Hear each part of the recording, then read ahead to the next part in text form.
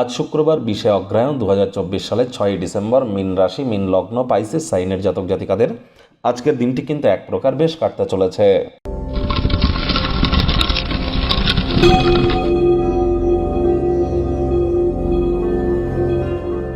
ভিডিওটির শুরুতেই আপনারা দেখতে পাচ্ছেন দেবী মহালক্ষ্মীর একটি গায়ত্রী মন্ত্র। ওম শ্রী মহালক্ষ্মী চ বিদ্মহে বিষ্ণুপত্নাই চ ধীমহি তন্ন লক্ষ্মী প্রচোদয়াৎ। এটি আপনারা সকাল দুপুর সন্ধ্যা 3 বেলা 108 বার জপ করুন। যদি পারেন তো সন্ধ্যাবেলার সময় স্নানাদি সেরে লাল বা সাদা রঙের কোনো বস্ত্র পরিধান করে মাতা লক্ষ্মীর ঘটের সামনে বসে লক্ষ্মী দেবীর পাঁচালি পাঠ করুন এবং এই মন্ত্রটি 108 বার জপ করে নিজের মনস্কামনাকে জানান, তিনি অবশ্যই তা পূর্ণ করবেন। আজ কিন্তু আপনারা স্নানের জলে হাফ কাপ কাঁচা দুধ দিয়ে স্নান করতে পারেন। প্রেমের জীবনে সফলতা পাবেন। বিখ্যাত হওয়ার জন্য যারা চেষ্টা করছেন, ফেমাস হওয়ার জন্য, তারা লাভবান হবেন, অথবা ওয়েলথ ক্রিয়েশন, সম্পত্তি তৈরিতে লাভান্বিত হবেন।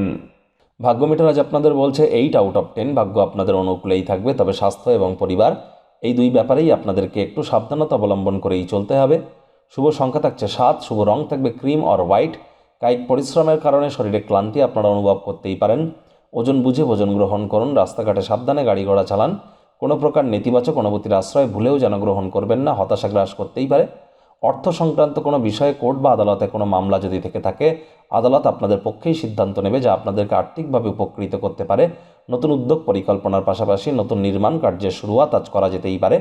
চাকরিজীবী যারা আছেন তাদেরও আজ অফিসের পরিবেশ এক প্রকার বেশ।